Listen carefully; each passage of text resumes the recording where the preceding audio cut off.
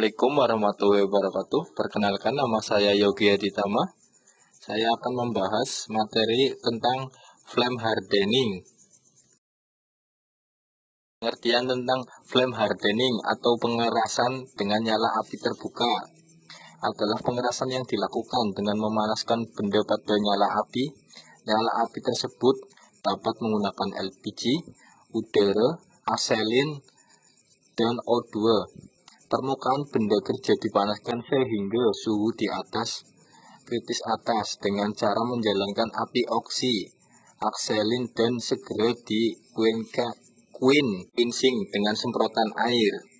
Cara ini sangat efektif untuk baja dengan kandungan karbon cukup tinggi, lebih dari 0,4 derajat Celcius, sehingga dikeraskan sebagai komponen.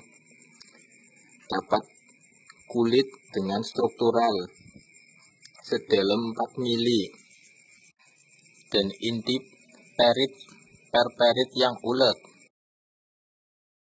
Dalam hal ini, tempering juga diperlukan, dapat dengan nyala api ataupun dalam dapur tempering. Mengetahui beberapa temperaturnya biasanya disesuaikan dengan tabel yang warna dikeluarkan oleh pabrik baja sebagai manual book.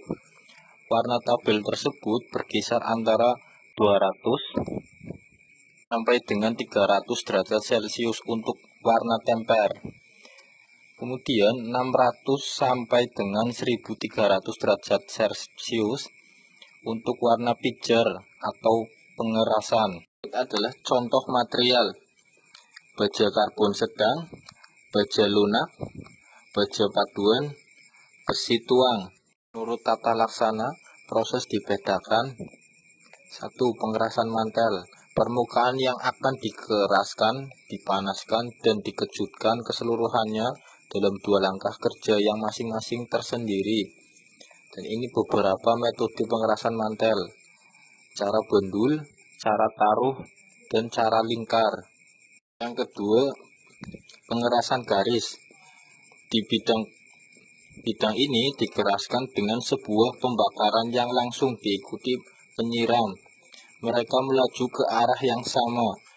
Beberapa metode pengerasan garis. Yang pertama, cara laju pada bidang-bidang datar. Kedua, cara lika-liku. Yang ketiga, cara alur dalam. Proses yang ketiga, pengerasan pembakaran. Pengerasan pembakar dapat juga diterapkan bersama-sama dengan menjelaskan taruhan. Di sini melebur suatu bahan tambahan di dalam api. Dan beberapa keuntungan pengerasan dengan pembakaran. Peralatan pengerasan dibawa ke benda kerja. Hal ini menguntungkan terutama untuk benda kerja dalam sebuah besar penangkutan talur besar dan mahal. Pengikut sertaan ke dalam jalur produksi. Yang pertama, waktu pengerasan singkat. Yang kedua, ke dalam pengerasan yang besar, mudah diatur. Yang ketiga, kisutnya sedikit. Yang keempat, pemakaian bahan bakar yang sedikit. Kerugian pengerasan dengan pembakaran: tidak cocok untuk benda kerja ukuran kecil. Bahaya pengerasan serta menyeluruh. Benda kerja harus bebas tegangan sebelum pengerasan dengan pembakar. Untuk mendapatkan sifat mekanik yang baik diperlukan 2 kali perlakuan panas. Memperhalus inti, komponen dipanaskan hingga di atas suhu kritis dari inti, kemudian didinginkan di dalam air sehingga dapat dicampurkan butiran halus, velvet, dan sedikit martesit. Karena suhu ini sangat panas di atas suhu kritis dari kulit sampai 723 derajat Celcius, sehingga dapat butiran kasar martesit pada kulit, maka diperlukan perlakuan panas untuk memperhalus butiran kulit. Memperhalus kulit, komponen dipanaskan hingga 760 derajat Celcius, quenching, dan didapatlah kulit keras dari butiran halus martesit. Karena sejumlah martesit bersifat rapuh dan terdapat perbedaan tegangan antara kulit dan inti kulit dari hasil quenching, maka diperlukan proses tempering.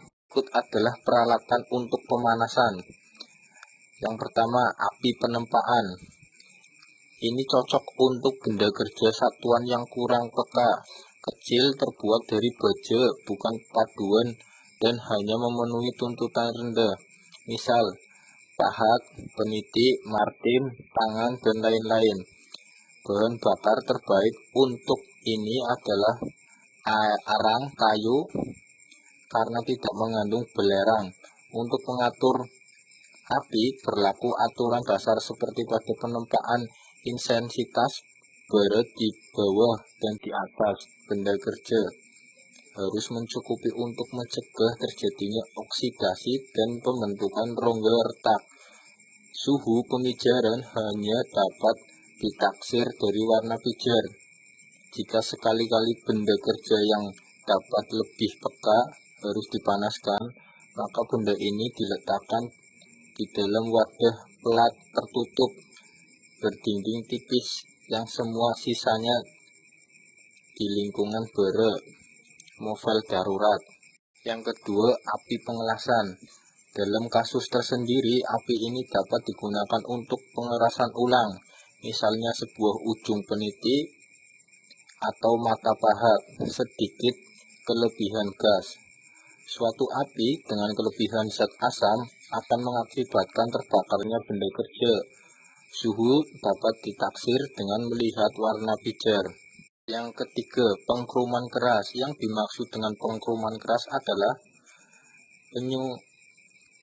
penyelubungan bagian-bagian mesin dan perkakas dengan selaput krom yang luar biasanya kerasnya dibangkitkan secara galvanis berlawanan dengan sepuhan krom pengkilap yang berfungsi sebagai penangkal karat serta lunak dan hanya setebal 0,01 mm. Maka selaput pengkruman keras ini lebih tebal dan jauh lebih keras daripada baja perkakas yang dikeraskan. Pengkruman keras dilakukan untuk mengurangi keausan dan gesekan.